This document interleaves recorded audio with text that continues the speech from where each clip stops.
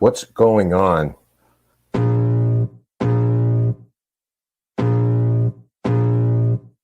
I can feel the blood creeping up from the heathens. Got will, got fight, got pride, got reason. If they wanna go eat, then you know I'm gon' feed them. If you're coming for me, hope you're ready for a demon. I got eyes in the back of my head, I'm seeing. Take me for granted and you know I'm leaving. I'ma take what's mine with the webs I'm weaving. I could take this crowd from seeing to believing. Got a taste for blood and my tongue keeps bleeding. From the words I spit, so sharp, so freezing. So cold, behold, frostbite they feeling. I could tear you apart or I could go heal them. Don't believe in fate, don't believe in ceilings. I just need a taste and my mind starts feeling. I don't pace myself, I grind on kneeling. Got lust for change, I just love the feeling. I ain't gonna give up. Got too little time, I'ma live up. Head down, push forward through the tough times. Cause anything worth doing is a tough climb. I ain't gonna give up. Got too little time, I'ma live up. Head down, push forward through the tough times. Cause anything worth doing is a tough climb. Cause I'ma live life for the fight, yeah, I'm here to get it. I got drive, got sight, always have a vision. I don't lie at night, I be in my feelings. I'ma be fine, need time, and I'll soon be winning. I live life for the fight, yeah, I'm here to get it. I got drive, got sight, always have a vision. I don't lie at night, I be in my feelings. I'ma be fine, need time, and I'll soon be winning. I can feel the blood creeping up from the heathens. Got will, got fight, got pride, got reason. If they wanna go eat, then you know I'm gon' feed them. If you're coming for me, hope you're ready for a demon. I can feel the blood creeping up from the heathens. Got will, got fight, got pride, got reason. If you wanna go eat, then you know I'm gon' feed them. If you're coming for me, hope you're ready for a demon.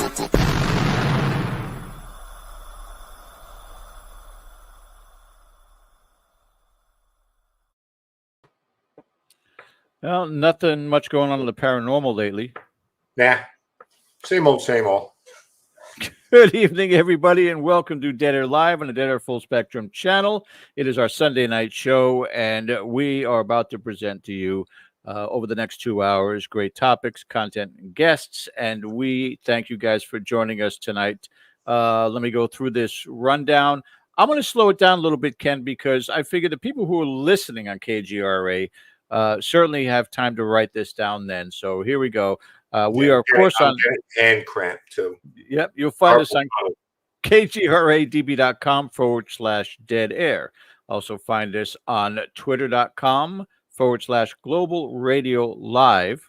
Let them write that down. All right. On YouTube, right here where you're watching us, youtube.com/dead air nation, facebook.com/dead air full spectrum. Also, again, on Twitter, twitter.com/dead_spectrum. And always a push for the best. Patreon, ladies and gentlemen, a place that you want to be where you can absolutely enjoy incredible content each and every week. We have all kinds of great topics underneath there, including evidence, investigations, bloopers, tutorials that are in there.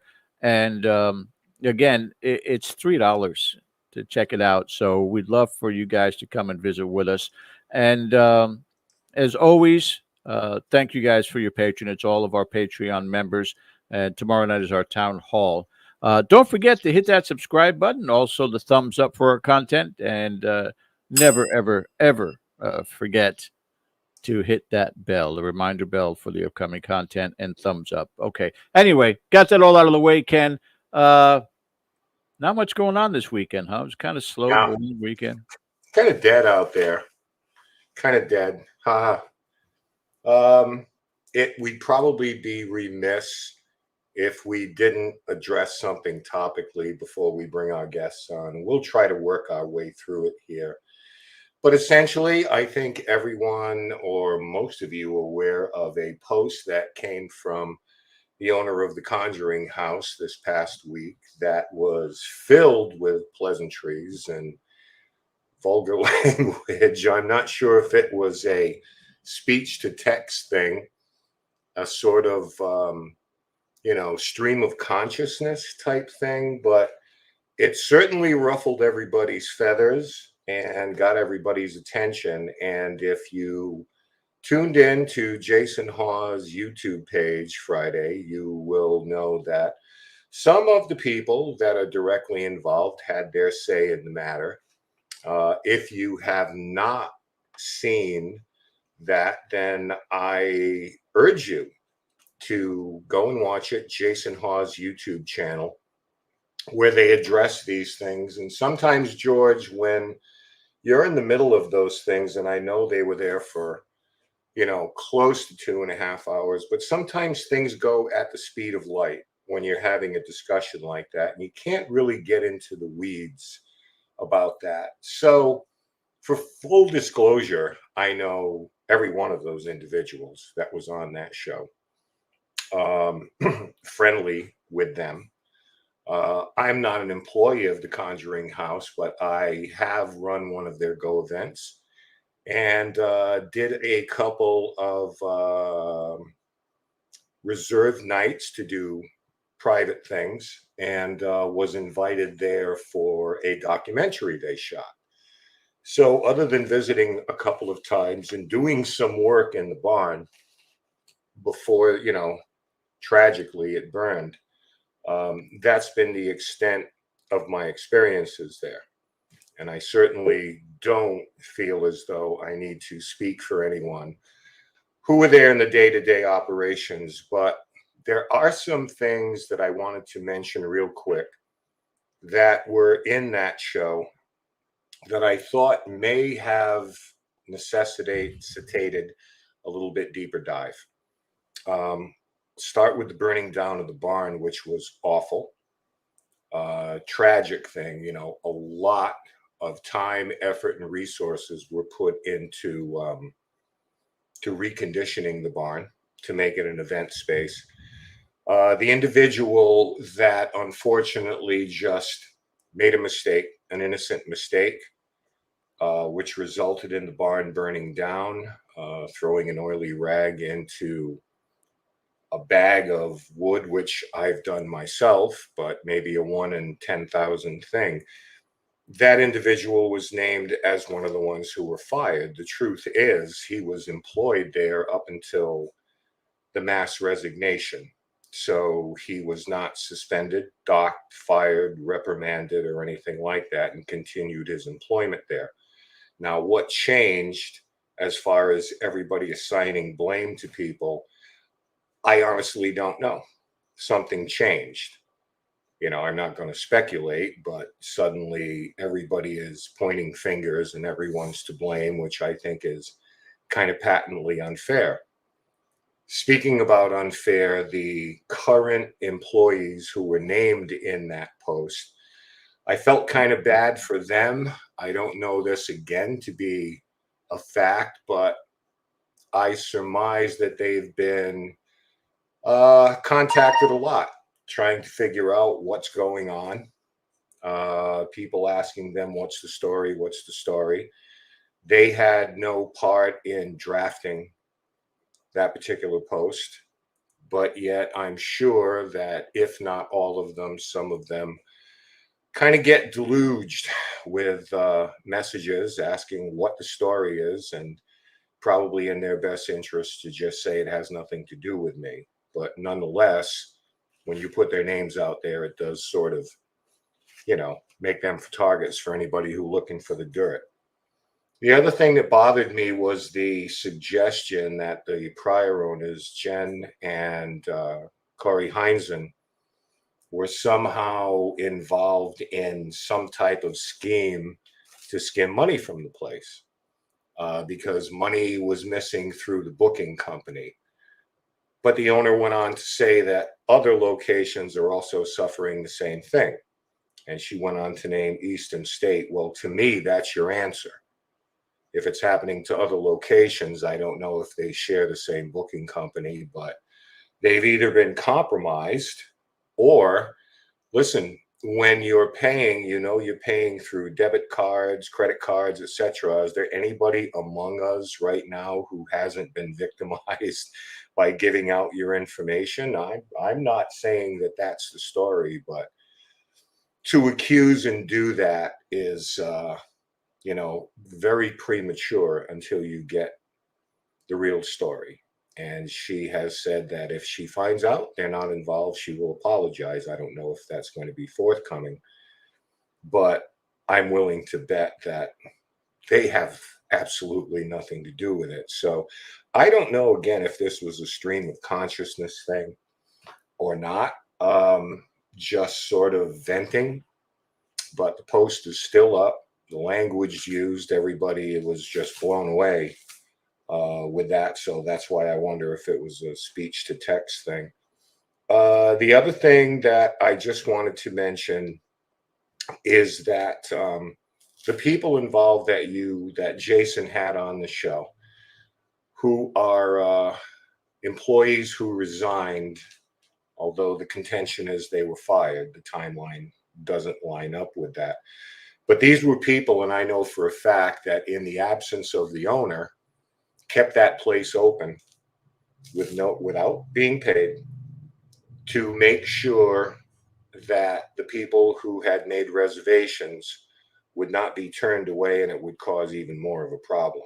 So I think we kind of throw the word heroes around. They're not heroes. They're not out there saving lives. But as far as the good guys in this situation, each and every one of them, out of love for the house, the property, and respect for the people who were visiting, they hung in there until they couldn't anymore. And as I say, I have no knowledge of the day-to-day operations. But the last thing I want to mention, and I'll get off this soapbox finally, is that there are some people out there who are blaming the spirits, as they tend to do, that somehow that there's a bad influence going on there. They're likening it to the Perrin situation, as though, the house has claimed another victim. And I would say, please don't do that, because there has to be accountability. I know the easiest thing in the world is blame the spirits, blame the devil, blame the ghosts, blame everybody. But, this is a human situation that has really nothing to do with anybody being unduly influenced, in my opinion. And, I'll kind of die on that hill, because nobody, to my knowledge, who has gone in there, worked an event, been a tour guide, or took part in any of the investigations and events there has really had a negative experience.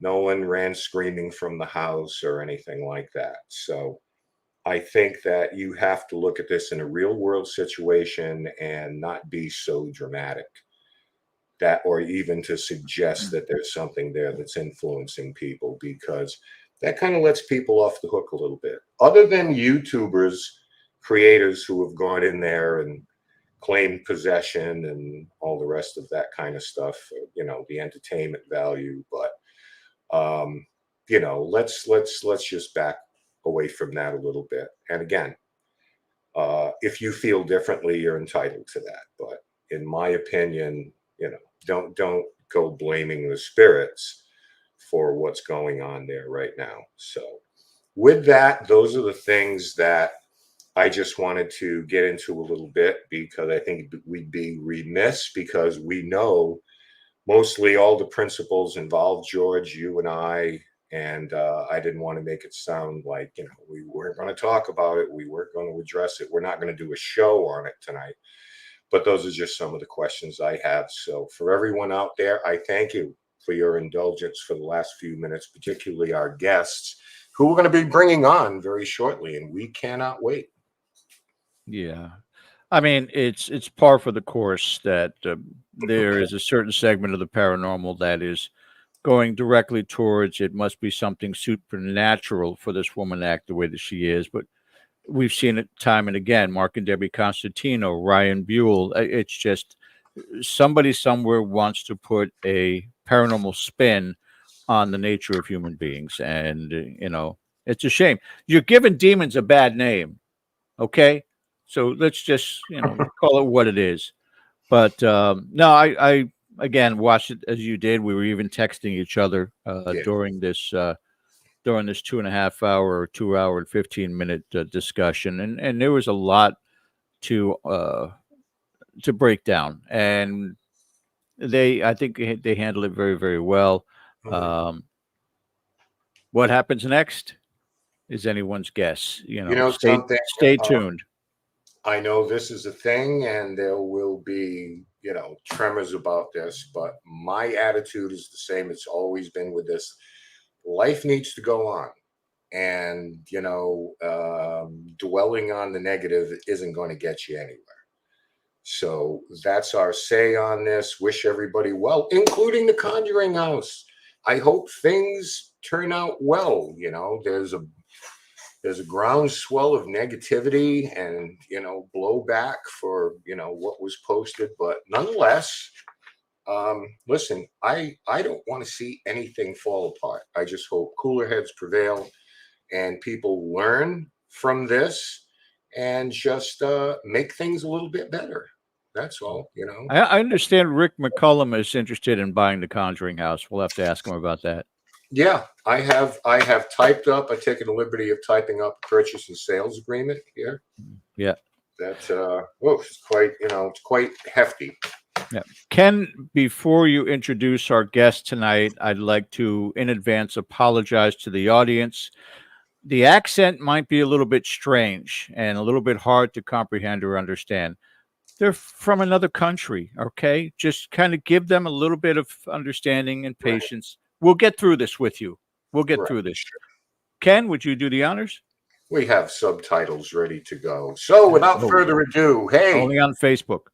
Well, let's bring him on right now. Our first guest, the co-founder of the Hollywood Ghost Hunters. He's a stuntman. He's a stunt coordinator. He's an actor and author of the book, Ghosts Believe in Me. Please welcome our good friend, Rick McCallum. Hello. Yeah, I would hold out until the price drops for the Conjuring House. Really, Rick. Rick, did you manage to take a nap while I was going through all the rest of that stuff? Well, just a little one. I didn't want to. Just a little snooze. Totally. Yeah. By the way, George, I would buy the Conjuring House, but I'm about $1 million short of being a millionaire. So you got to start somewhere. So you're on your way. Time payments, I'm in. Start now with just a little layaway kind of a thing. You'll be okay. Yeah. You pay around installations. Around 2040, you'll be all right. Yeah. Who else we got, Ken? Okay, he is a cath lab nurse and also the founder of the Southern California Apparition Research Society, or SCARS for short. He's got some of the best ITC skills in the business, I got to tell you. Hey, our buddy Mikey Thompson is here. Come on in, Mike. Hey. Hey, nice shirt. Oh, thanks. I know a guy. I hope you both feel special because it's supposed to be ladies first. And Ken introduced the two of you first because, well, you're special. You're special to us. That's for last. I'm just trying to dispense with formalities. That's it. Now we get into you always do this, right? You got the opening act and then the real band comes on. Bear with me. Okay, our next guest is the owner and host of Paranormal Experience Radio since November 2014. She's also the voice of Fate Mag Radio, the online voice of Fate Magazine since September 2018. She also co-founded the American Noetic Science Research Studies and is also an investigator with CASPER, which is the Central Alabama Society for Paranormal Investigations and Research in the great city of Pell City, Alabama. Please welcome Kat Hobson to the show. Hi. How are y'all? Kat. Hey, nice shirt there too. Rick, what are you doing? You're just like... He's spreading the love everywhere. I gave away all my shirts. I got nothing. I got a, generic kind of skeleton thing on there. It's a pretty great shirt.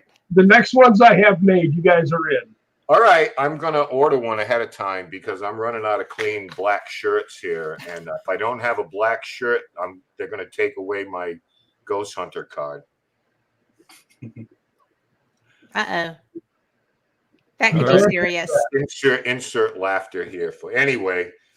And finally, someone that we're welcoming to the show for the first time. Yay. Like my understanding is she is retired after working 30 years in law enforcement. I'm anxious to hear about that.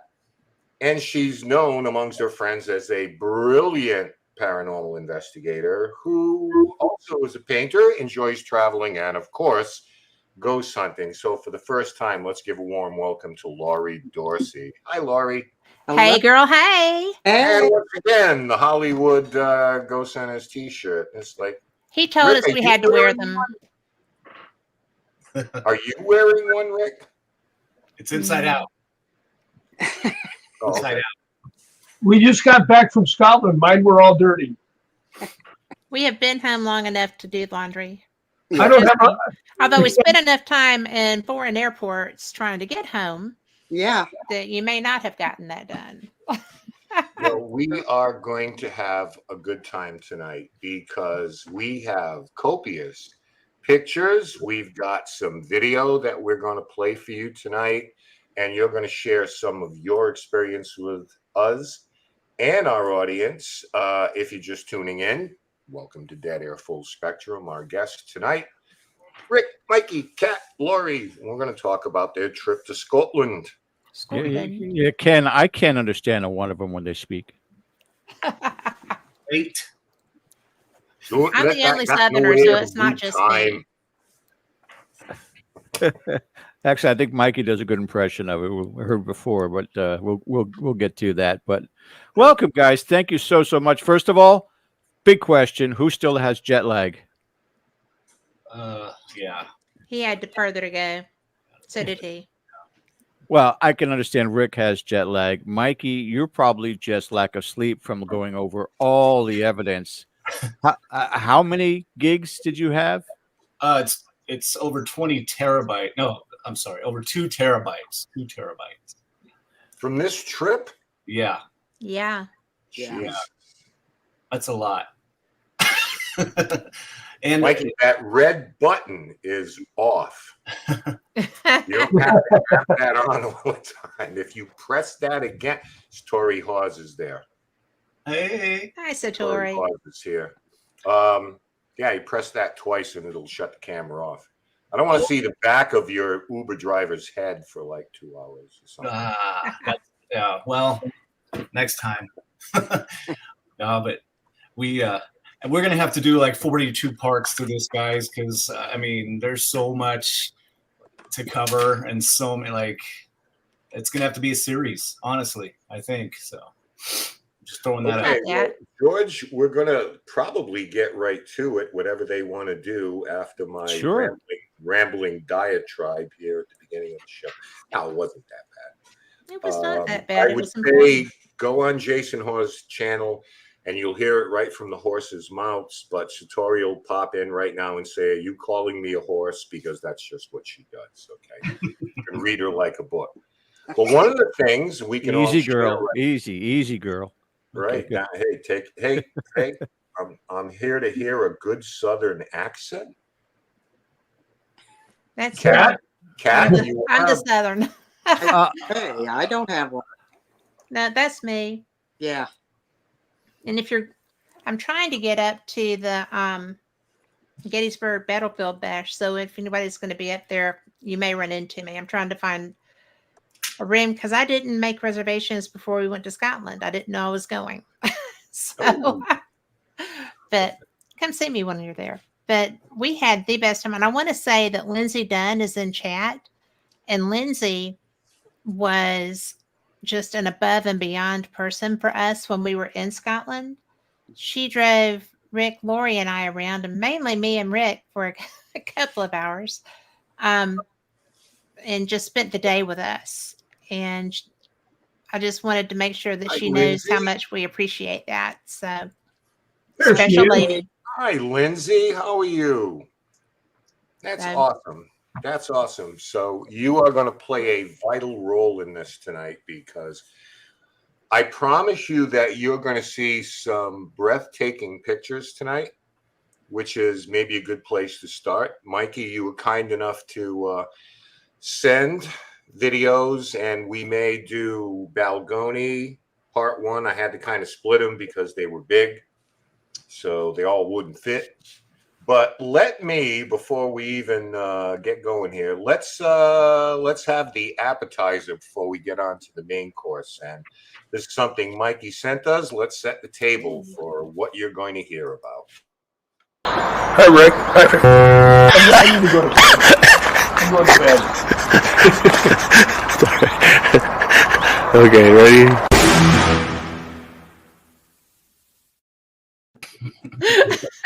Just to whet your appetite, I have notes. Before you guys tear into this. Number one, Mikey, your drone work is tremendous. Oh, thank you. Second of all, you get the typical question. If you could investigate anywhere that you've never investigated before, my number one is always Greyfriars. It's my number one answer. Yeah. Would be Greyfriars, and I have no idea what the third point is. You don't need a third one. You said it right. Kat told me I would be blown away by the drone work, and that's fantastic. Guys, Jesus, talk a little bit about this to everybody right now. That's just awesome. Well, I just threw that little video together of some of the places that we were able to go to while we were there. We did so much, and like Kat was saying earlier, we were absolutely spoiled. That's the only word I can think of. Is everybody that drove us around and fed us and got us into places. I mean, just absolutely spoiled. And it all started with Rick, obviously. I mean, he's got the roots set in there, and he's made these connections and these friends from all the years he's been doing this. And so we were just lucky enough to be invited to come along on this journey. But you're lucky you had the Scottish ambassador with you for this trip. Yeah. So thank you, Rick McCallum, for putting this together. And thank you, everybody else who just opened their homes and their arms and took us in. It was just amazing. So like I said, there's literally going to have to be 72 parts to this, because you just got little snippets of some of the stuff we did. And tonight we're going to be, focusing on some Lori, not your first time in Scotland, was it? No, I was there 2 years ago. Okay. So being new to the program, we want to hear from you. So give us your impressions. Oh, there's nothing like it. Scotland is magical. I found out a lot about my family history this time around, and all the graveyards we went to, I found my Patterson name quite a bit, and I found my mom's first name in a lot of gravestones. The Helen.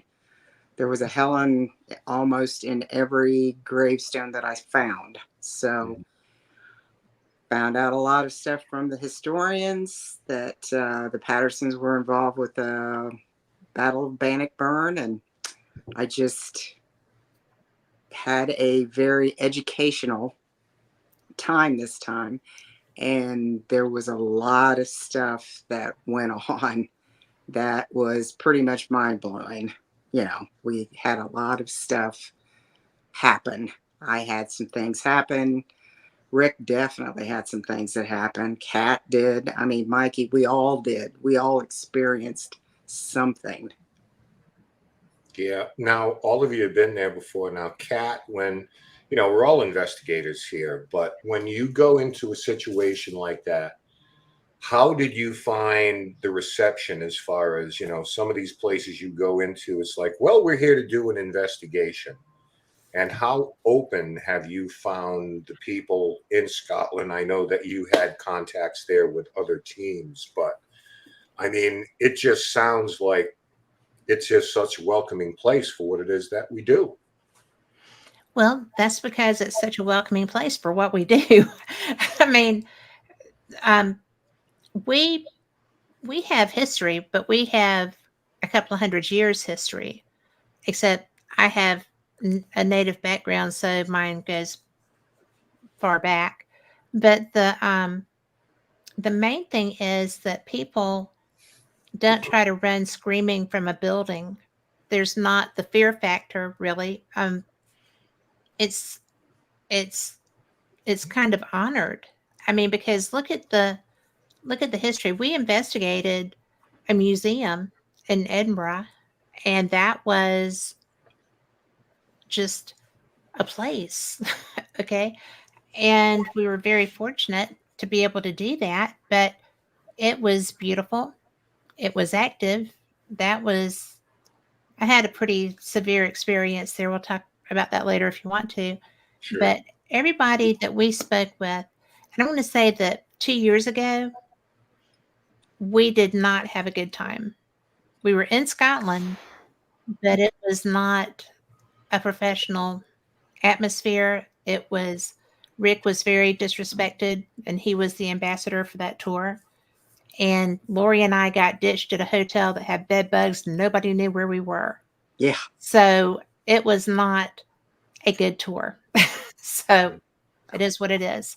This was a gift that Rick gave to all of us, along with our friends with Haunted Scotland, and I cannot remember the name of Lynn's company, Hauntings and Horror, or History and Horror. And then, of course, Highlands Paranormal. We had not gotten to go to the Highlands when we were there before. And why you would do a paranormal tour and not go into the Highlands escapes my, ability to understand. Mhm. But we were so really fortunate because, as I said, Lindsay drove us around for the whole day, took off work to come and drive us around, took her time and her fuel. She was very adamant about some things, but we were too. So that got handled pretty nicely. And, we got to go to Loch Ness. We got to see the beauty everywhere, but they're very open to paranormal. Nobody freaks out. The curators and societies that take care of the locations are very professional. When we were at Castle Menzies, or Mingus, sorry, Lindsay, it was really very amazing because there's a man who takes care of the castle and the gift shop with his family living there also. But Mikey, as we pulled in, Mikey said, "Oh my God, we're standing in a picture." And we were, because the Scottish pines were bigger than any trees I've ever seen in my life. And I mean, I live in the South, we have big trees. But I mean, yeah, I've been to the redwood forest. It's just amazing. They were not as tall as the redwoods, but they were pretty darn close. It was just an ancient, beautiful place. And we'll see later, they had a death mask of Bonnie Prince Charlie there. And everybody was very open. The haunted places, you can just drive up. What is that called? Right to roam, Rick? Yeah, right to roam. Right. Yeah, if you get hurt, that's on you. You can go into the ruins, you can do whatever, but if you get hurt, that's on you. You do not get to sue anybody. You don't get to blame anybody. It's a lot of self-responsibility that is, I mean, you don't have an option. You are responsible for yourself and your decisions. Yep. But I think what's cool is you go into like the Banshee Labyrinth is an active business. It's a bar. And they were playing Jaws, and one of the rooms as we were going through, and it's the part where she's being drugged all over the place, and it's my favorite scene. But Rick thought it was stupid, but I like it. But anyway, and I'm a beach person, which is weird that that's my favorite scene. But anyway, I just think that the nonchalance that the Scots approach this with, they're just very live and let live people until you mess with them. Yeah. Well, and that's fair. It is fair. Now, before we get into the travel log that we're going to show, and I wanted to ask Rick, we investigate here in the States. We see the good, the bad, and the ugly and everything. And I know that respect is the key for you, and I'm sure it is everywhere you go. Ken, very briefly, we have one more person joining us for tonight. Okay. Live from Scotland, please welcome Lindsay Dunn. Yay! Yay! Yay! Hi, everyone. Hello, Lindsay. Welcome. Hi. Unexpectedly, I've jumped back out my bed to come and say hi to you guys. Finally, a language I understand. Thank you, Lindsay. There you go. And it's a Highland accent. She was delightful. Yes. Well, And by the way, I have to throw something in. I did pay for our gas when she was I knew driving. that you us tried around. to. I didn't know if she took it or not. Okay. So I didn't want to take it, but Rick insisted. So, yes. it can be that way. Mm-hmm. Well, Lindsay, Yeah, you can you need- jump. I mean, you you can drove jump us in down on here. this question, actually. So, what I was going to ask you, Rick, is like good and bad, the ugly here in the States. Respect is big to you, and I'm sure it is there too. But are there subtle differences? Like if somebody was going over there, and of course you say be respectful of the property, of the spirits, but is there any little subtle thing that's a little bit different than what you find here, and you would caution someone that where you're going is maybe not what you used to? And Lindsay, the same question for you on after Rick. How do you like people to come over and approach investigations? So, Well, I will say on our behalf, with the people that we went with, we are all very mindful that we were, somebody else's guests, and the place doesn't belong to us. So we try to be as respectful and nice as we can. The real difference between here and there is the Scottish people. The Scottish people are fantastic. They're the nicest group of people you'll ever meet. Yeah. And they're very warm and welcoming. And I mean, from the instant you meet them, they're like old friends. So as long as you don't try and take advantage of them, because as you know, through history, a lot of people tried that didn't work out well. right. So, The Vikings didn't find it pleasant. No. yeah, that's very true. But you meet wonderful people like Lindsay. I mean, Lindsay, took us all over the place. We had a great time, went out and got something to eat and all kinds of wonderful things. But the nice thing is, I've been there so many times that I do have friends that got us like into Bannockburn House, which is impossible. Castle Menzies, which is almost impossible. Yeah. We got into all these places because of the nicety and how really sweet the Scottish people are. So I would say the big difference is, well, first off, the right to roam really makes a thing, which means, Ken, when you go over there, if you want to go at midnight or 1 a.m. over to Greyfriars, just go, Yeah. right? And just walk in. I mean, that's, it's the whole of Scotland is like that. So they're wonderful people. That's the real secret. They're wonderful people. They make you feel welcome the instant you get there. That's excellent. And Lindsay, why don't, first of all, Mikey, go ahead. I was just going to throw it in real quick. One of the things that I admire too is they're so passionate about it, right? Like there are certain places that you don't investigate because it's sacred ground. Yeah. Mm-hmm. Sacred ground, and you just don't go. And the few that have tried have paid for it. They have to be held accountable for that because you just don't.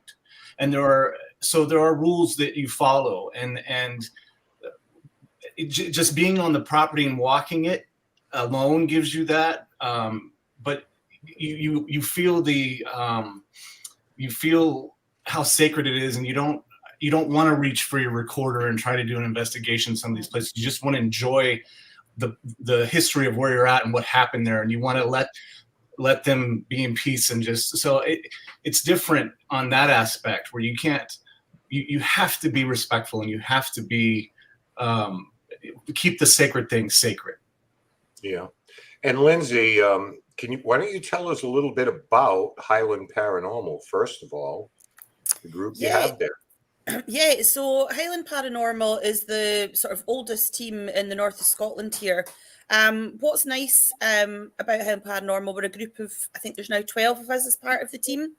And we all bring different things to the team, all got on really well together, etc. We've got sort of sensitive people, we've got the tech people, we're led by a really great guy, Liam. I wish he was here instead of me because he's a lot more interesting stuff to say than me usually. But I'm sure he will catch up on the on the catch up tomorrow.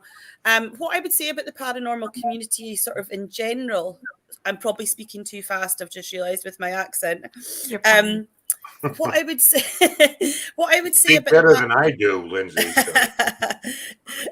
So. What I would say about the Inverness or the Scottish paranormal community is it's quite a small community, and we all know each other and we all got on. So the two other teams that the guys went out with, Scottish Paranormal and History and Horror Tours, I know these people. Although Scotland's not a tiny country, we do all know each other and things. And I think it is for us, it's that sort of para-unity thing, and we all got on together. And I think certainly with our team, it is that thing about going out and trying to find out what spirits want to tell us about the different places. And as Mikey said, we do it in a respectful way. So for example, we wouldn't investigate Clawdon Battlefield, which is on our doorstep, but just because of the sheer number of people that died and were left on the field, it's just somewhere that we wouldn't investigate. Now, Highland Paranormal, before I bring George back in here, because we've got a ton of pictures to show you. Thank you, Rick. Thank you, Kat, for that. You're going to be blown away with some of the photos. Lindsay, Highland Paranormal, is there a specific tool or tools or approach that you take that seems to yield the best results for you?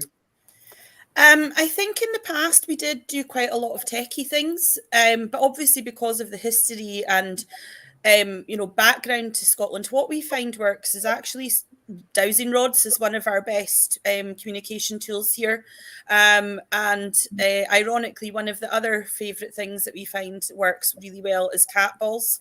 The sort of very cheap things that you can buy. And that's kind of the main things we do. We do have tech, and we have SLS cameras and K2s and all these things. But our theory is that, the older spirits interact better and more with things that they may have been familiar with, such as the dowsing rods. All right. Common sense. I love it. Combination of technology, the metaphysical, ourselves, our own bodies. I love it.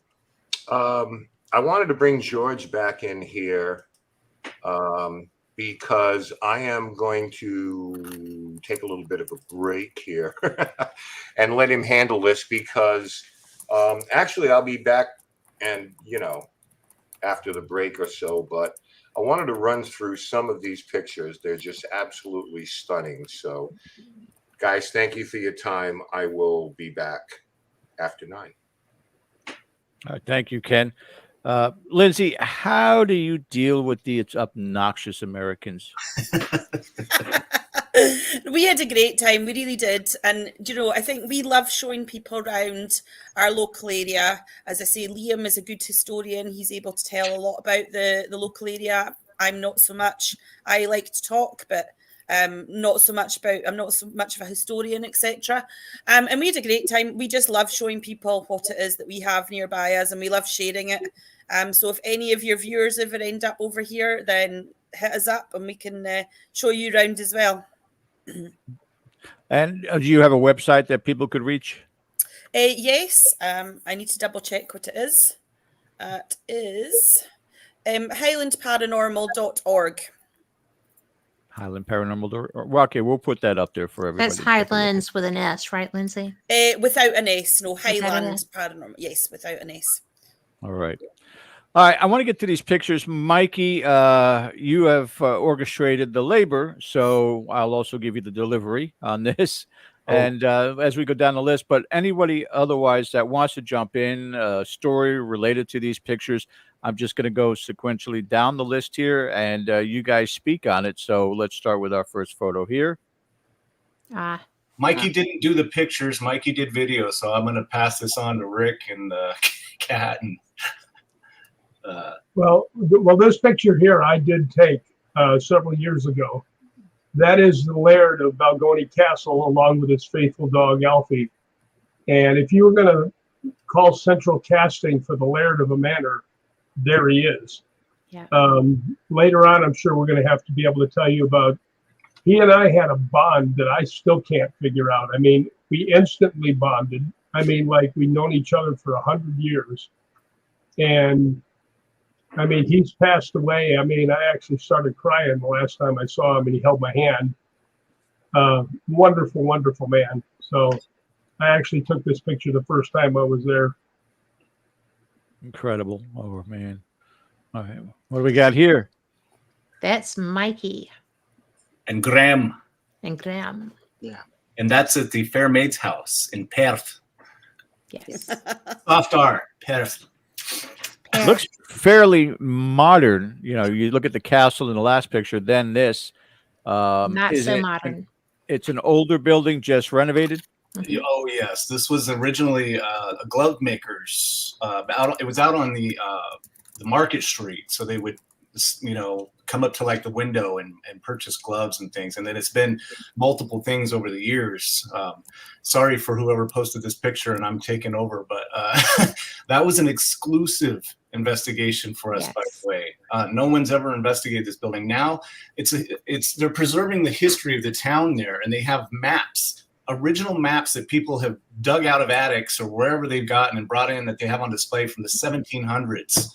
And you can see them there, and it's just a wealth of information. It's a beautiful facility. They have the original wall to the Yes, that was so cool. Yeah, so I mean, they've just preserved it, and I would encourage just the people of Perth to go check that place out. But if you're ever in that area and get a chance to stop by, see Graham. They have a lot of amazing volunteers there that keep that place going. They have original pieces, a lot of original pieces that they've collected. And I don't want to ruin the tour by saying too much. You got to just go check it out. But Fairmaid's House in Paris, it's an amazing museum there. But I'm you gonna can see those maps from the 1700s. I mean, they have them right there. Yeah.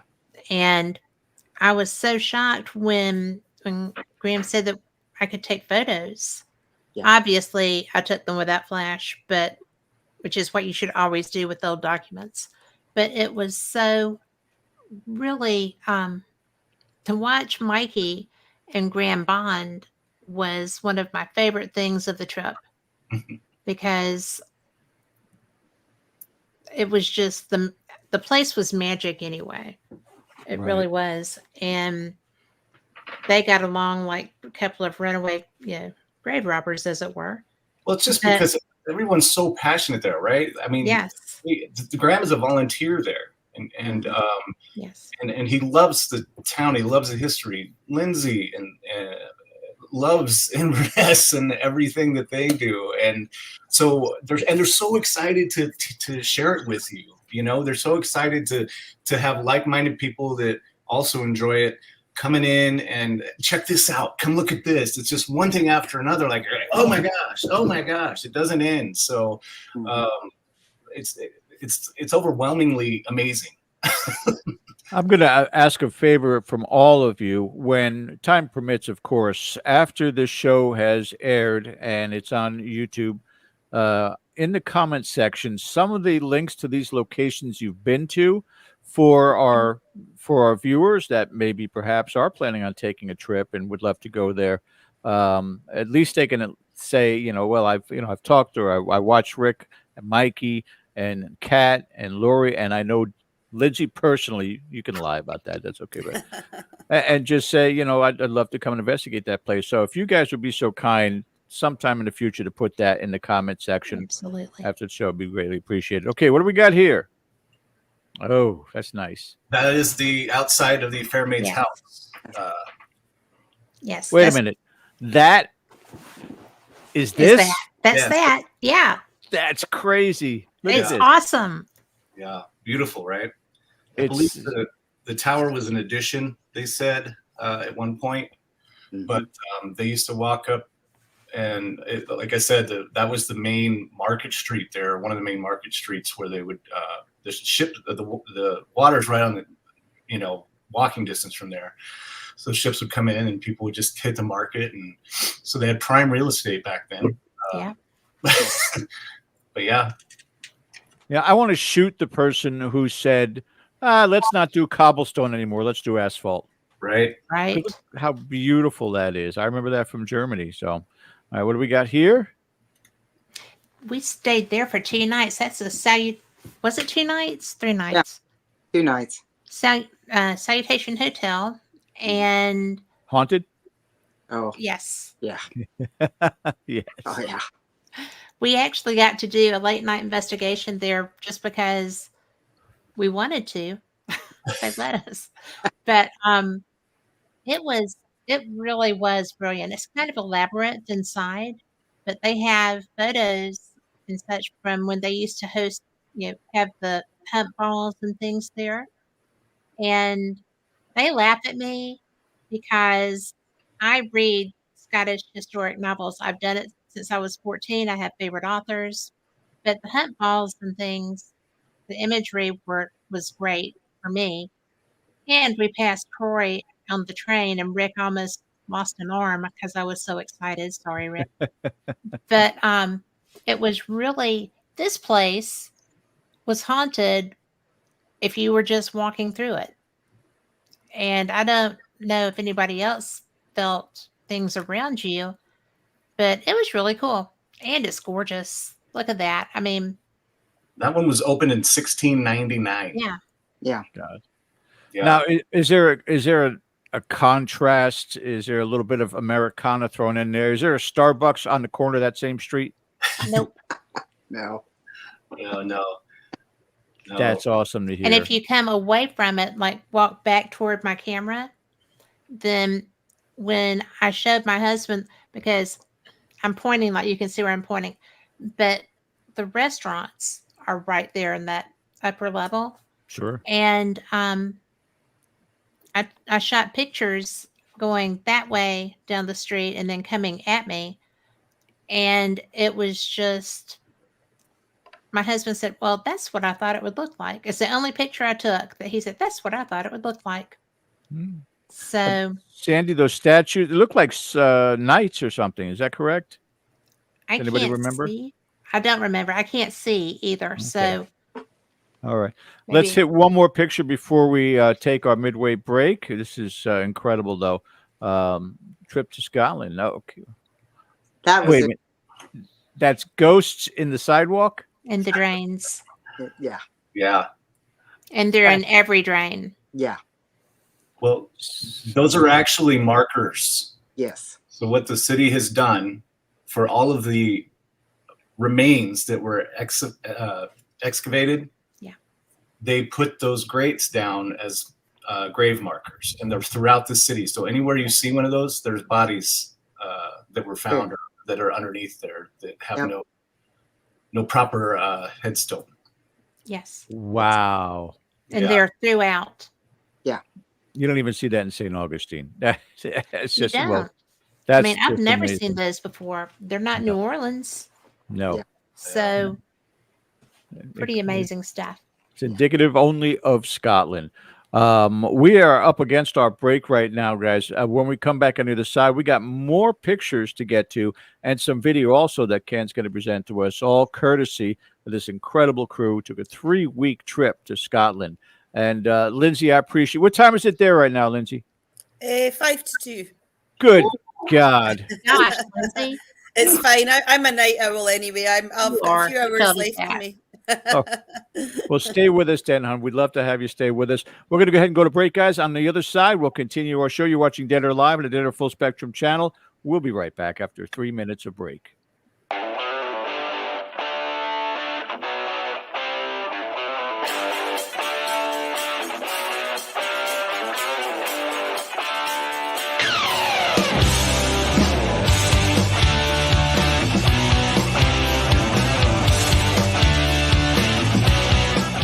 Hey members, the new KGRA DB app is now available on iOS and Android devices.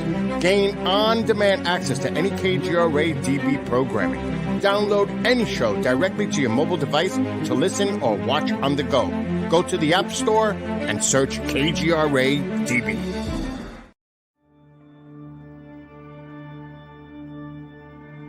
As UFO reports come in from around the world, the Mutual UFO Network, MUFON, is there. We continue to explore new cases and build our massive database. We share our information with the world in a number of ways. If you would like to be part of our investigative team, you are always welcome. What could be more exciting than exploring the UFO question firsthand? Join MUFON, find your friends.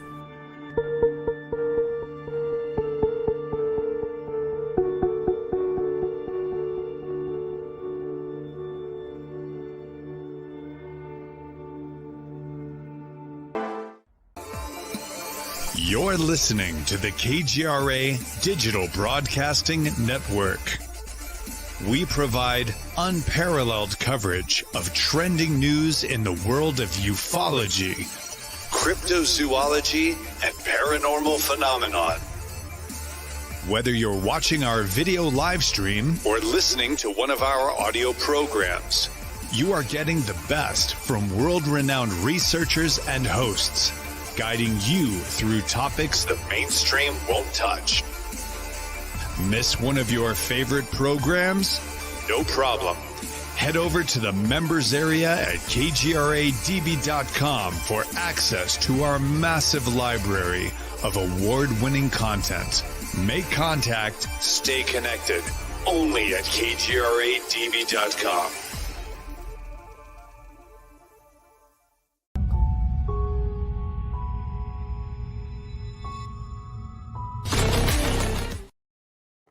Okay, guys, welcome back to the second hour of our show. Very special guests tonight, Kat Hobson, Mikey Thompson, Rick McCallum, Lori Dorsey, and all the way from Scotland, middle of the night, Lindsay Dunn joining us. And Lindsay, when the Scots are around the Scots, do you speak a different language and you just kind of punk the Americans when they're there? No, although I think Rick had some interesting times trying to work out what I was saying to him. We've got you clear. Don't worry about it. I'll do the translating for you. So no worries. We've got only about another 350 more pictures, so let's go through them quick. Mikey's been busy. Rapid fire around here because I want to get this in and the videos also, and also a story. From what I understand, that Kat, you can give us, we'd love to talk to with regards to Inverness or Inverary Jail. Lori, actually, I think. Lori. Was it Lori with Inverary Jail? Okay, Lori. We're going to get to that also. Thank you, Ken. All right, let's get to the next shot. There we go. That's scary. I'm pointing. Like you can see me pointing at him. The man in the top hat. That is scary. And he was initiating his tour, his haunted tour of Paris, and it was brilliant. He was brilliant. He was fantastic. Yeah, he looks like he'd be a good tour guide. Yeah. I don't know what I was doing there. That was in Beautiful. Dunkeld. And that was just one of the little pathways that go from the main walkthrough on your way to the cathedral. The river is right down at the end of it.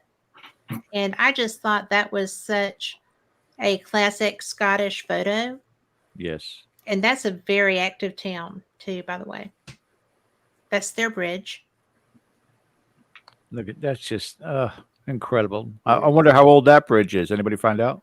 Well, if you look close, George, you can see there's crosses on the columns, and then there's little crosses throughout, and those are Templar crosses. Yeah. Now, I have a question as somebody who's did some engineering. Is that a self-supporting bridge? Yes. Wow. How cool is that? And that is not unusual for the area because when we were at Inverary Castle, there's a bridge of that nature behind it. Mm-hmm. We didn't get to go back there, but we could see it from the parking lot. Mm-hmm. Wow. All right, what do we got here? Writers Museum. I can't. Yes, that is the Writers Museum. Thanks, Lori. Yep. I'm like, I don't have my glasses on. I have to find those. That was off the chain. I actually had a pretty strong paranormal experience there. Mm-hmm. So I felt like somebody had hit me in the head. And I don't often get something that strong, but it hurt. I was cross-eyed. Lori was like, "Are you okay? You're so pale." Yeah. And I was like, somebody hit me in the head. So I asked the people who were with us as we were walking through if anyone had had a head injury or something, and a man had actually Brilliant. fallen and struck his head and was cared for there and passed there. And the owner of the home took care of him and his expenses. So he was letting people know he was there. I would have preferred just a nice hello. I'm so glad how you analyzed that rather than going down there. I was attacked by a demon Oh, please. at this museum. Also, well, there is more about this. A friend of mine, J. Craig Miller, is in charge of the all of the monuments pretty much in Edinburgh. And we were the very first group to investigate the Writers' Museum, as well as when I was there before, the Edinburgh Museum. We were the first people there also. So we actually had some, I mean, a lineup of ghost hunting that you're not going to believe. I mean, everywhere we went, we were either first or, you know, got access on places other people don't. So it was like little Lindsay Dunn helped us. Yes. You know, so it was pretty cool. It was so cool. And while Can I ask a question as a foreigner to Lindsay? Across the pond, the pubs there, where do you get, how do names like the Bonnie Badger or the Pig and Duck, like, how do they get their names? Do you have any insight on that at all? I think some of them are based on history. You know, like if it's called the Duke of something or something like that. I really don't know about how pub names get their names though. I've never thought about it, but it is interesting because we do have some pretty wacky names. That's probably I don't know, is wacky a word you would use? Strange names. And they're fantastic too, but okay, I just going off in a different direction. Please continue. Okay, here's the next picture we got. Look at that. Oh. Yeah, I took that one when we were going down to the labyrinth. I didn't know if you took it or if Rick took it, but I just love that picture because it's so quintessential Edinburgh. It's on is that road on a decline? Yeah. Oh, yeah. Very much. If you look to the right and see the neon light right there, that is the entry to the labyrinth. That's wild. It was. Wow. Look at that. That's the inside. Yeah. Now, it's literally a labyrinth? Yes. Yes. Anybody get lost? Well, right now it's a nightclub, so if we had stayed long enough, we'd have been lost. I'm actually streaming from Scotland as well because I haven't found my way out of there. We can't take him anywhere. We're still lost. If the beer is cold, I might go wandering in there. Yeah. All right, tell us about this one. That was on our way into the train station. Oh yeah. Oh yeah. So we walked everywhere. We were walking 3 to 10 miles a day. So we had a good time. But I just wanted to share some of that. That was at Sterling, wasn't it, Rick? Yeah. Looks like Sterling. Yep. Because I got pictures of Julie going into some of the doorways too. I just wanted to emphasize how petite people were at that point. So it's either low ceilings or cat is 6'10". I looked down on the top of Rick's head, yes. I got to tell you, me and Mikey had a hard time at a lot of these places. One of my favorite places right there. Yep. Isn't it beautiful? That is actually Temple, and it's named, the city is named Temple. Yes. Because it was actually a Knights Templar temple and residence. I mean, that's where the whole deal was, and it was one of the real deals. And it's very, very, very haunted.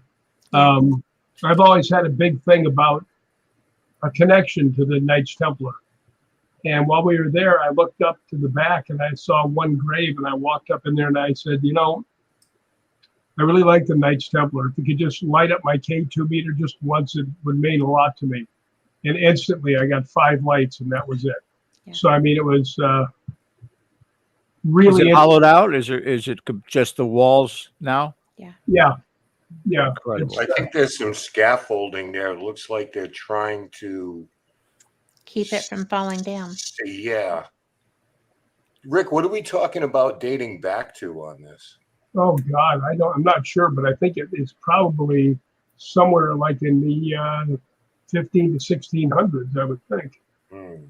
I would think older, just because the condition, but I don't know the That's history of it incredible. Yeah.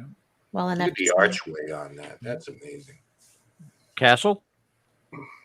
That is Yeah. everywhere's a castle, but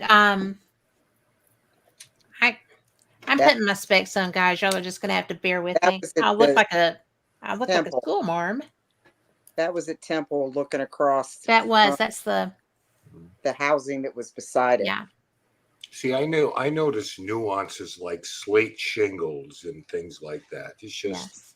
God, They're I so love it. special. It also looks like you guys hit perfect weather for this trip. We did. Well, now you notice the streets were wet when we were in Edinburgh, right? Yeah. I have a Winchester House raincoat, and I'm going to tell you, if you go to the Winchester House, buy the raincoat, because I didn't get wet not once wearing that raincoat. So, but we had some pretty stormy moments here or there, but nothing major. It was pleasant. I was in long sleeves, my little Scotty vest, and a jacket the whole time, but it was beautiful.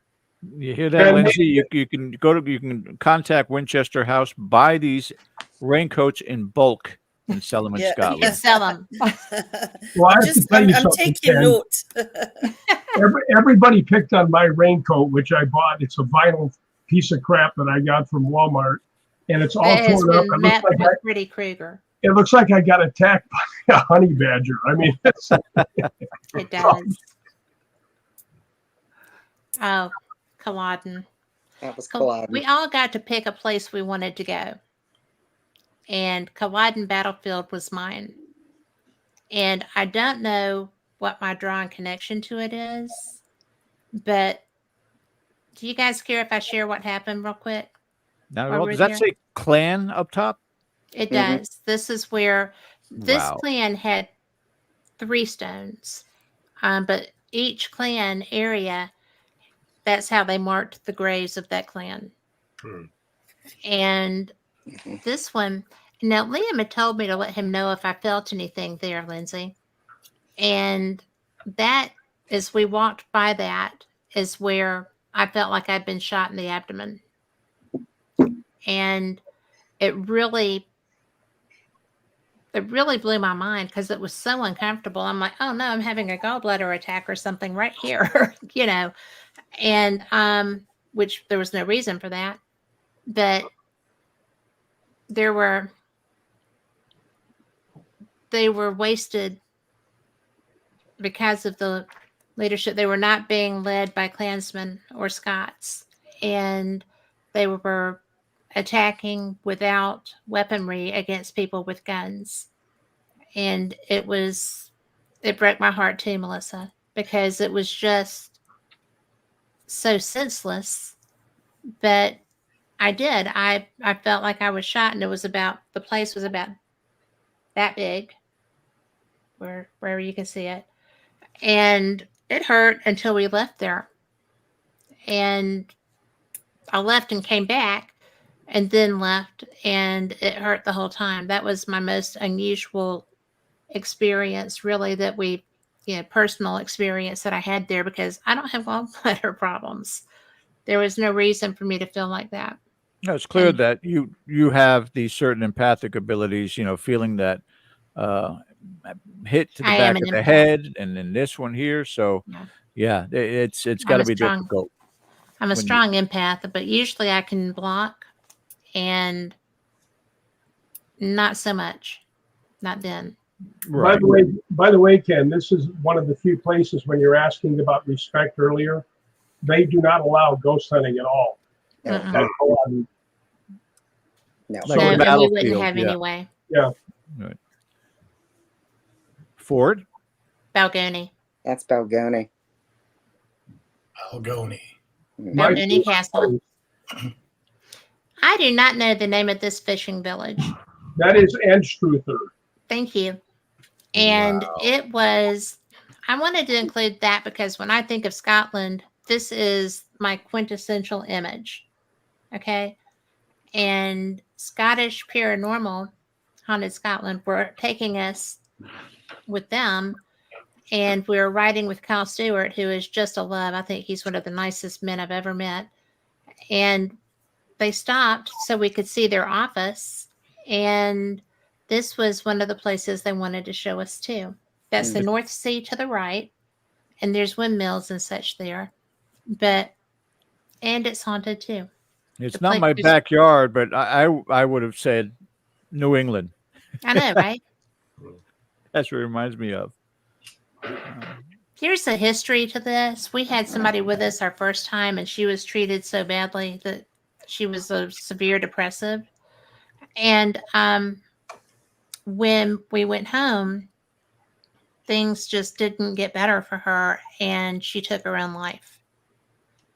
And she and I had bonded pretty closely, and I was the last person to speak with her. I was on the phone with her when she made her decision, but she lived in Florida and there wasn't anything I could do.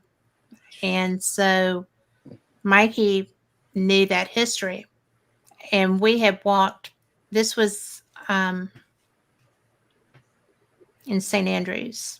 Yes. And this was right in front of her favorite tree in St. Andrews. So, and it's heating up, but it's active. This is that stone. And Mikey made me take it because it was one of the painted rocks like you find in places. And I didn't have anything to replace it with. But on the back side, it says remembrance. So remembrance and soul.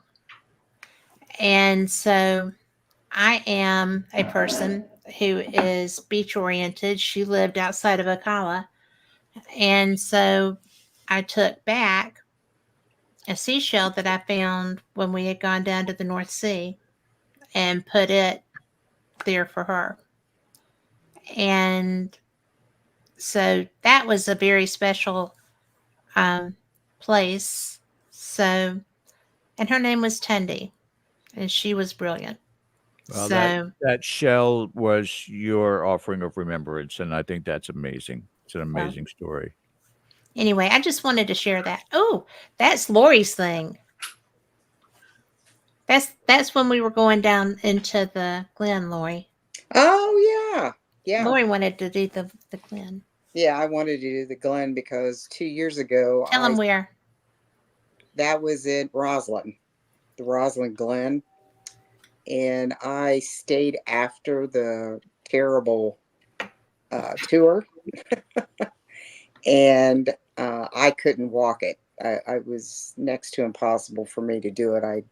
I'd had too many injuries, and I was physically not where I should have been to even try. So this year, well, 2 years later, I have been working on myself with the help of Mr. Rick McCallum, giving me advice to how to work out.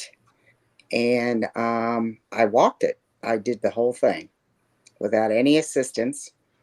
Yeah, it was amazing that I could do it.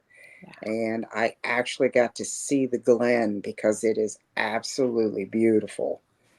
And yeah, I pat myself on the back. Yeah. For kudos to you. Yeah. Well, there's more to that story, Ken. She actually had 10 foot operations. So for her to get up to the point where she could walk miles at a time and keep up with everybody and go up and down stairs was amazing.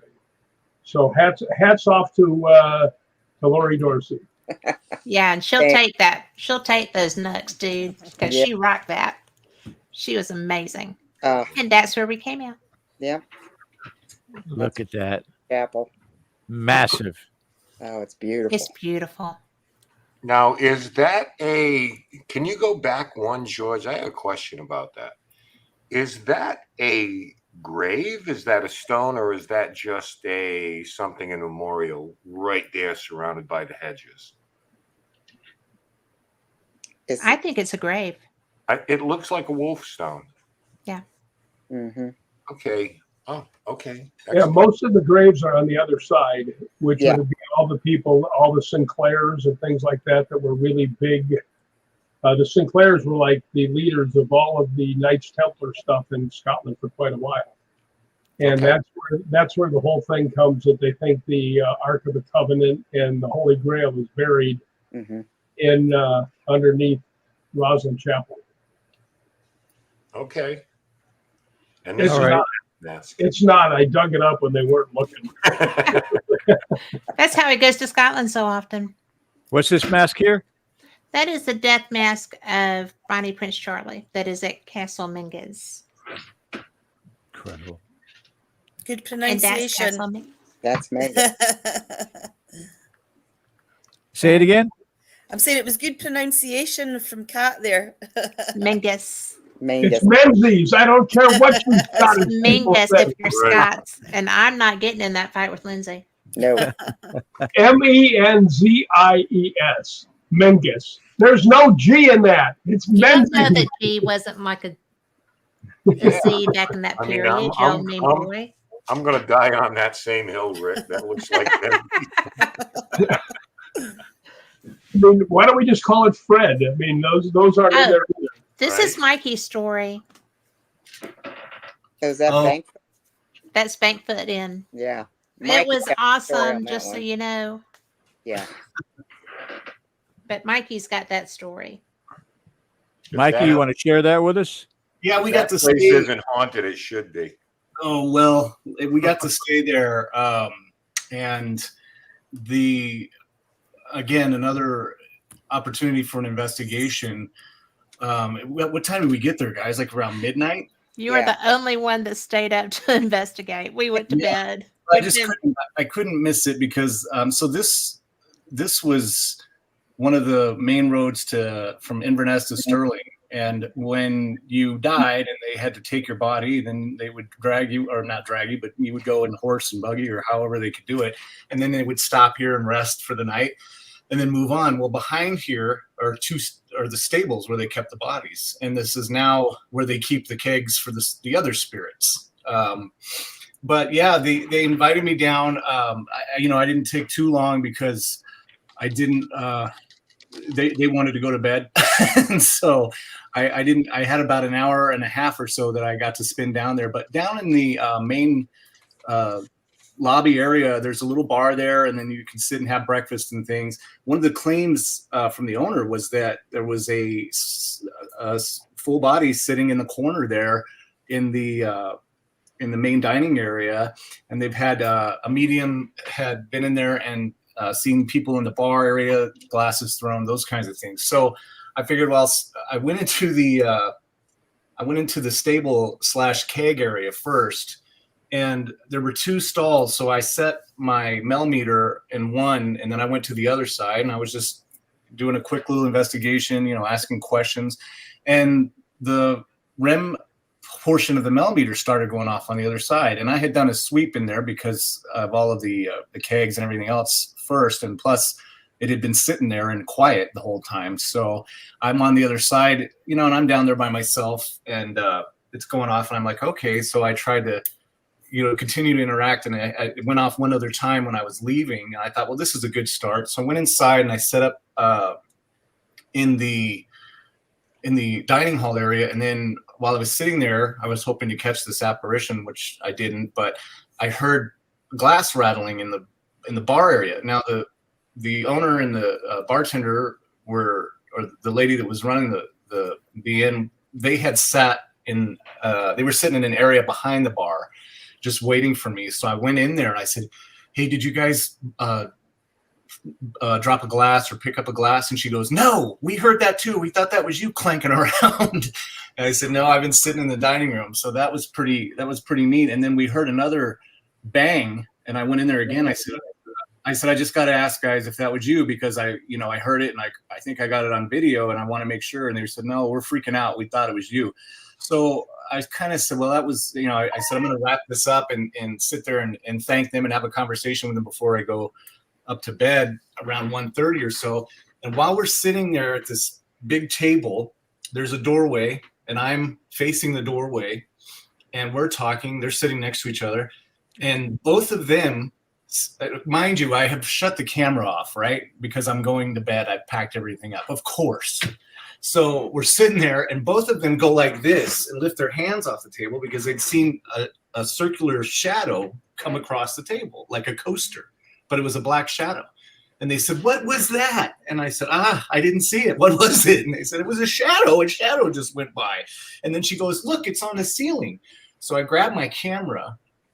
I'm like fired up and I'm pointing up to the ceiling. Of course, it's not there. But as we're looking for this shadow on the wall, a full shadow comes in the doorway and underneath the table. And all three of us saw it. And they lost their minds. They were just like, you saw that one? I said, yeah, but I was pointing at the ceiling. But I saw it and I was like, what?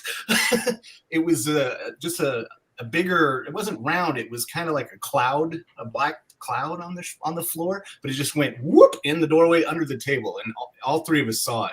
And so I'm hoping when I go back and do frame by frame on that maybe there's a glimpse of it. Stay tuned for that.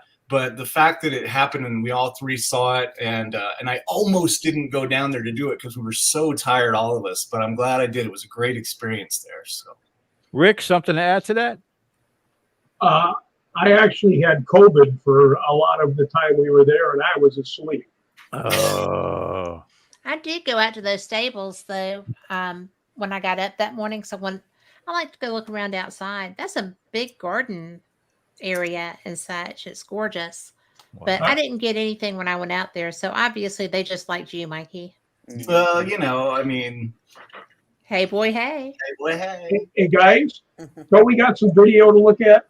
We do. But before we do that, Lori, you have a story to tell us about Inverary. Yes, Inverary was very interesting. We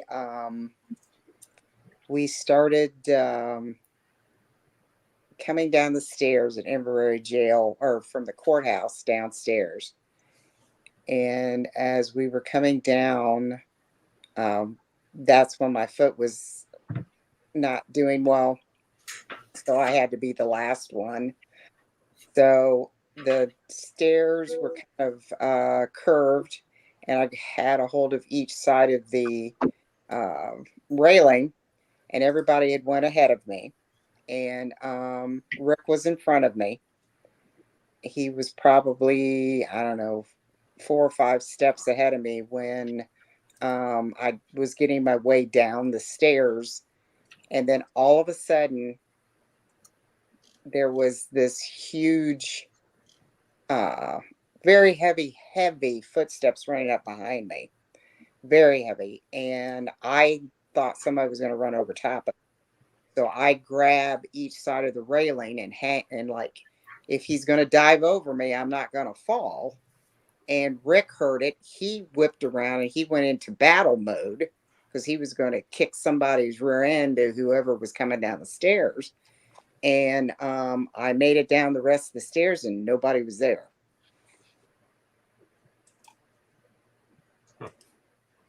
It was crazy.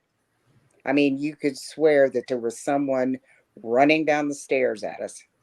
And I braced myself waiting for the moment when they were going to dive over me. And nobody was there. Nobody.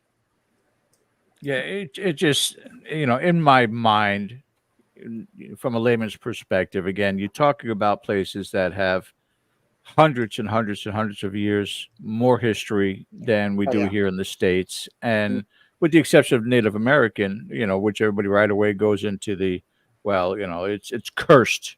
If it's Indian land, it's cursed. And it's like, there's so much more to that culture and so much more to the experiences. But anyway, Ken, I know we got some videos that we need to get to. If you want to take that over, sir. I just have one more photo that Mikey just sent me. I don't know if we can zoom in on it, Mikey. We'll do our absolute best here. Let's take a look at this. Is this the one? Yeah, so Lori wanted to get a picture of the strawberry moon because this is actually at night. And so I was waiting for the clouds to clear to see if I could get a shot. Of course, they didn't, but I went ahead and took the picture. But later when I zoomed in onto to try to see, I saw any glimpse of the moon, I noticed something else above it. And I don't know if you could see it. Three dots. And if you look to the right, there's one more. Yes. Yeah. Mm-hmm. And that's outdoors. That's not shooting through a window or anything. That's just standing outside, pointing over at the field, taking a quick picture, trying to get a shot of the moon. Let me ask this. Somebody in chat right now, it doesn't matter. Somebody, Joe sees it. Jonathan says our ET friends. Now, for those of you who don't know, Scotland is one of the global hotbeds of UFO activity and has been for a very, very long time. Yeah. Mm-hmm. Yeah. So just wanted to throw that in there before. That's one of the reasons that we went also, was that the Scottish Paranormal and UFO Conference was that weekend, our first weekend, and we went to that. So one of the photos that Mikey had was our friend Linda Whiteford presenting there. That was the woman in the video. And Malcolm Roberts was there doing the UFO portion. It was a small but interesting conference, and always good to see Linda do her thing. She is the National Trust person for Corus, the village of Corus. Somebody who studied that phenomena since I was a kid. Scotland has long been a hotbed of UFO activity, and still is. Well, Linda lives in Bonnybridge, which is the hot spot.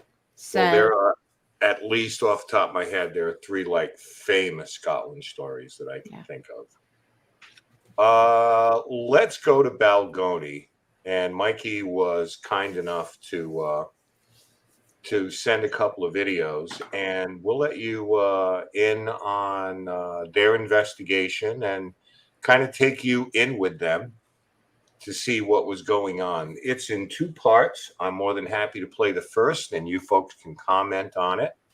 And then we'll come back with a second. It's about 6 minutes long, but well worth it. So let's all take a look at this.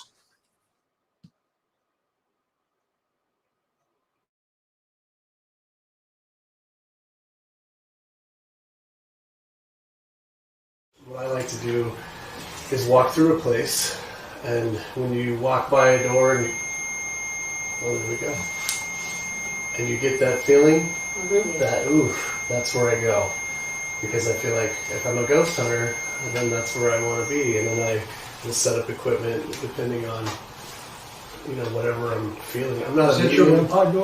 Yeah, we have some temperature change. We set up equipment all around the room, and found that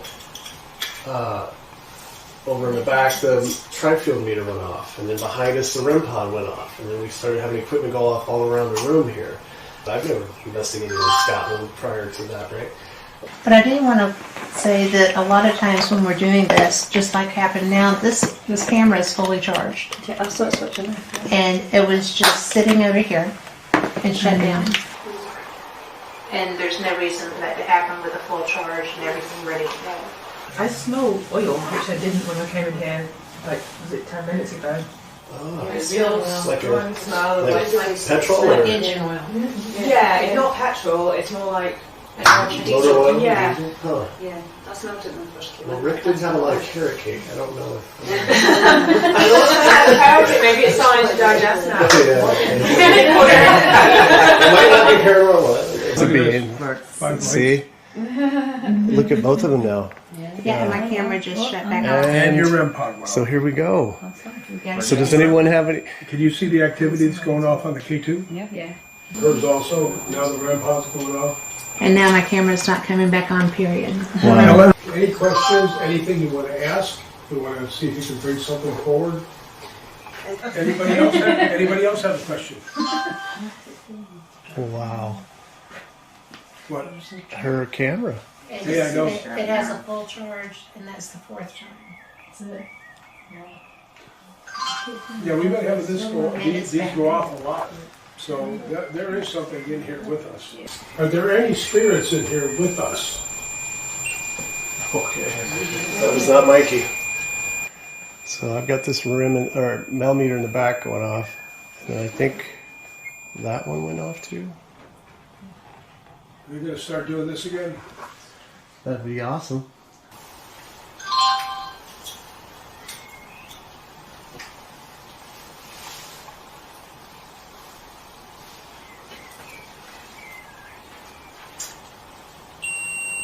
Are you pressing the button? No. No, okay. It's on 5? It's wired on 5. Mine's on 3. Take me a watch. I'm on airplane mode. Okay. Who are you responding to? Is this Alexander? Can we go back down to 1, please? Go back down to 1 so we can talk to you. There you go, almost.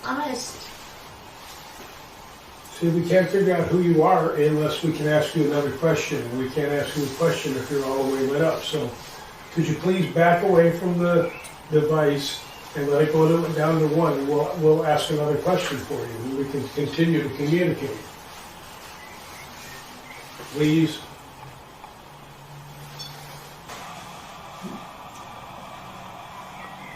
Yours is hitting all 5 too. We just moved up to 5, and now The we're rim's going off too. There you go. Down to 1. Just green. There. Okay, yours is done. Then why don't you ask a question on that one?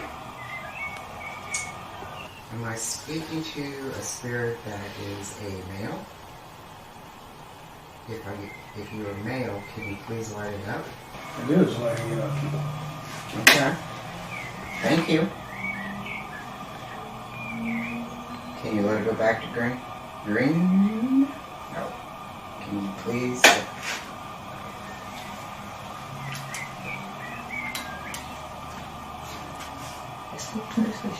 Whatever it is, that's right here. To the spirit that's right here in front of me, could you please back away so that this goes all the way down to the green one? If you do that, then we can talk. See, this works on how close you come, and we pick up your energy and we can read it. Now, I can tell that you're probably right around in this area right here. Okay, could you step back for me, please? This is so strong, it's amazing. I don't know if anybody played with these very often, but to have them going this strong all the time. Well, should we keep coming around and see if it dies down? Well, we got to get it to turn down so we can. Come on, turn down. The battery's full. Come on, turn down. You almost did it for me. Thank you. It's just staying lit though. But if they're all red, they can't get an answer. I feel something. Yeah. It does feel different. You feel something? Yeah. I think it might be connected to you, because when you said to move forward, I felt something trying to make me move forward, and I've been trying to tell it to bugger off, because I don't want to. And then when you said step away, it pushed me back, so... Well, you had a few days now looking back on that. What's your thoughts? Did we lose Ken? Oh, that was just the appetizer. I mean, I don't want to drag it out, eat it up, because there's a lot more coming. But just to get a little summary, we set up equipment around everywhere because that's what we had done a couple years ago in the Laird's chamber, and it worked. And Lindsay, I know that you were talking about the dowsing rods and the things like that because you're dealing with older spirits there, and I agree with that 100%. But there was another reason that we were doing the newer equipment there as well, and you'll see. But I was putting the little titles up there because if you're new to the paranormal or old to the paranormal, either way, you kind of watch that and get an idea of what was happening in there. The K2s were firing up. Not everybody's a fan of K2, whatever. Not everybody's a fan of whatever. But the fact of the matter is we were having responses there. But it was also at the same time Kat's battery was draining. And just so everybody knows, I have the same camera Kat does. I had two other charged batteries that I gave her to swap out, and they kept dying. Okay, And is there corroboration in your mind, Mikey, between the change in the environment, right, going off, there's some change in the environment and the battery drain? Is there a corroboration between those things with the spikes and the batteries sort of at the same time? Well, we kind of felt like that there was something charging up in that area, because then, like about halfway through that, everyone in the room could feel the energy changing. The millimeter that I had in the back that I kept turning around to was pointing at the Laird's shop. If the Laird wasn't in bed, he was in that shop painting those paintings and working on doors and carving. So he spent a lot of time in that area, and that was the museum there. So there are a lot of artifacts that they found on the property there in that building. So I think collectively, all of those things that were happening at once, maybe even the oil smell that she was smelling, who knows what the Laird was working with in the shop, what types of oils or things. So it felt like something was building up there. Right. Okay. Yeah. Hey, Rick, I don't know if you covered this, but when we talk about the Laird, what exactly was the Laird? Was it a caretaker? Well, he was the owner of the castle. And the town. Yeah. And that's what I know. the weird part about the Laird, he and I instantly bonded like we'd known each other for 100 years. Mm-hmm. And the very first day I had fallen and really tore up my knee. And we were talking, and he asked me, he says, "Can you get up to the 3rd floor with your knee?" I said, "If you got handrails." So we started going up, and the Scottish paranormal guys, who are the in-house ghost hunters, leaned over and whispered to me as we got up. He said, "He's never taken us up there." So, I mean, the fact was, he and I just, for some reason, I don't know, back in history, we knew each other, but it was just a really weird, strong bond. Mm-hmm. So, keep watching. Yes, it gets much better. It gets pretty intense. Now, I was trying to keep track of everybody while they're in there. I didn't see Lindsay, but question for you, Lindsay, have you ever been in this location yourself? I've not. No, it's one that I keep meaning to go to, and I will go at some point with the Scottish Paranormal guys. I'm about 3 hours drive from where they usually investigate, so just to give you an idea of the sort of geography. So, but no, I have investigated with them at other venues, but yeah, Balgony is on my bucket list. Well, Balgony, if I'm not mistaken, okay, I'm probably going to out myself here. Green Genie? Yep. Green Genie. Oh God, a soldier, and somebody dug up a skeleton. I'm not sure about the second two references, but I've definitely heard of Green Genie. Okay, I'm drawing on my memory banks of Balcony now. So, okay, let's go to part 2. And let's get this in before we go anywhere tonight. So, part 2. All right, whoever's helping with this, back away. Please. Because we need to be able to communicate with you. We can't do it this way. You're too strong to us, which is fantastic for us. We know you're here. But we can't communicate this way. Did you live here? Duty. That's okay. Duty. Yeah, duty. We're missing something, but something being that strong. Yeah, I can't remember the last time we asked us But we're getting the temperature fluctuations. Can I steal this for you for a second? You're firing up now. And the Well, rim's going on. yeah. There's What was that? all of a That's sudden the rim. can you hear that? That Maybe pod's going it's crazy. That is. This is going No, crazy. Look at it. as soon as you got yours back. I'm going to launch something here, and I think some of the people here will understand. I had a very close relationship with the Laird. Oh, yeah. And I'm just wondering if he's I'm back. thinking that. Yeah. Yeah. I thought he was going to show up. Wow. Yeah, And you said- because I don't think That's pretty cool. no, I don't think anything can be this strong, but I'm feeling a lot better now I'm away from that. Wow. Now that you're with Is this the Rick. Laird? This is Rick. You were my friend when I would come to visit you all the time. If it's you, could you please light it all up again? And I'm off.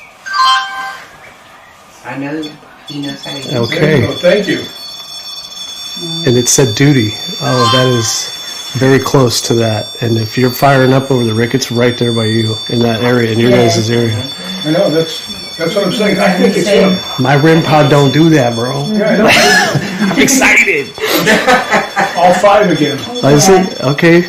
I would be willing to bet that this is the Laird. Laird. I would be willing to bet that we all knew he would be. And look, both K2s are lit up again. Last time I saw him, I started crying. Laird, are you happy to see all of these amazing people still coming to Balgoni that love it just as much as you do? We can't.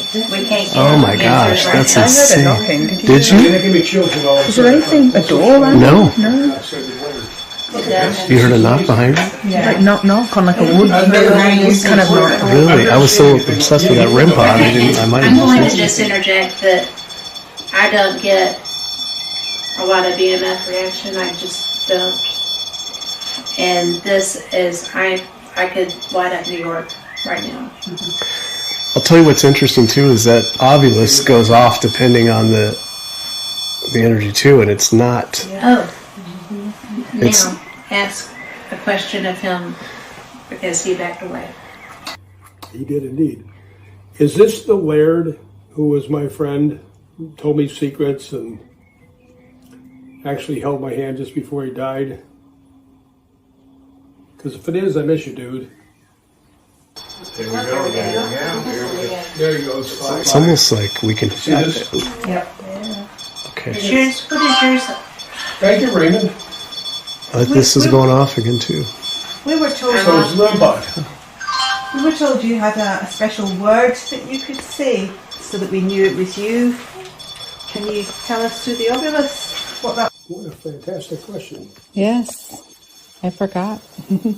I keep getting What's your password, Raymond? Carandy. It's a town, I think. Kirkcaldy? No, it's C-A-I-R. Caranby, maybe? Caranby. Can you try and give us the word on the Ovilus? Does that word mean anything There's to 2 you? Ovuluses. We got one up there and one down here. I've got the chills. This is amazing. I don't understand.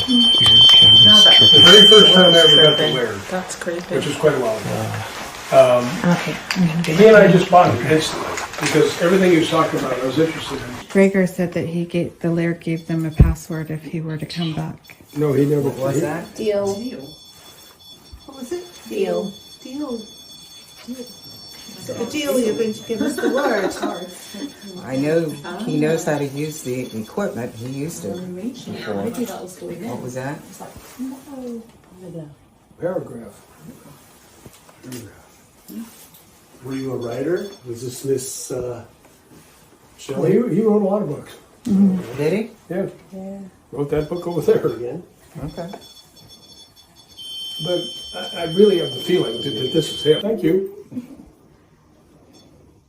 So he went up to five with it when I asked him. Okay. That's one of the first things. That was not what I was thinking. Not what you were thinking? No, the same for. Is anybody filming this? Yes. Oh, yeah. Well, I have the first part filmed and now my camera won't play. Because I mean, it's just. Oh yeah. And I am filming this now. See, I But don't know I'm if you filming guys this in realize regular. what this is like. This is like an old friend who just passed away. This is just lighting the place up. His personality, it's like a really friendly, really, really nice chap. He was what? What was his personality like? He was a Oh, storyteller. He was a good guy. I mean, he was as out there as, I mean, not crazy Really, out like, there. Nice. Oh, he was a Good great guy. man. You know what's cool about all that too, Rick, is we were just talking about how if we were going to have an interaction with the equipment and it was the Laird, he would be familiar with the equipment because we were doing investigations here versus an evil spirit that didn't know what was happening and not Makes afraid sense. to come to the equipment and to the lights. So, Well, the thing of it, that was so spectacular. Yeah. I've never seen that. I've never seen it I've like done that. this for decades. Wow. Wow. Just wow. It was amazing. I don't know how many more times Kat's battery died when all that stuff was firing up too, you know. But it would come back on. But it would Yeah. only last just a very short period. But And I went through 3 batteries. and I'll tell you, I'm sure there was a few of us in that room that had actually had the pleasure of meeting the Laird, but I feel like everybody in that room in that first group knew what was happening there. They felt like he was there too, or everybody felt like that was Rick's experience. Yes. That was the Laird coming back and saying, "Hey, buddy, I'm still here. I'm happy." Whatever it was. Good to And see like you. I said in the video there, and Lindsay, we talked about this too. I was comfortable using that equipment because the Laird had seen Scottish Paranormal and other groups coming in, and he knew exactly what that stuff did. He knew exactly what that equipment was and how it worked. So it made sense that he would come light up some lights and come play with the equipment if that's the case, you know. But Lori did a sweep of that entire museum before anybody ever set foot in that, and there was zero. EMFs. Zero. I And always I've scan. seen them go like ham like that, and it was such a beautiful thing to be a part of, honestly. Well, as far as conclusions, and I don't know if you really reach one, but you know how we love to catalog things, right? And we come up with this residual, intelligent, poltergeist, demonic. You know, we like to put everything in a nice, neat little category. Is this one of those places where there's a combination of both residual and intelligence? There's a lot of spirits that are inside that place. Yeah. I've been there probably 8 to 10 times, and the place is huge. You go to different places and you'll get different kind of spirits. We did a thing one time where we were up in the Laird's room upstairs, and we had our equipment around the room, and the equipment all started going off. And we said, well, why don't we bring it to the center and see what happens? We brought it to the center, and boom, it all started going off again. So there's a lot of activity in Balgoni. I mean, if you're going there for a ghost hunt, you're not going to be disappointed.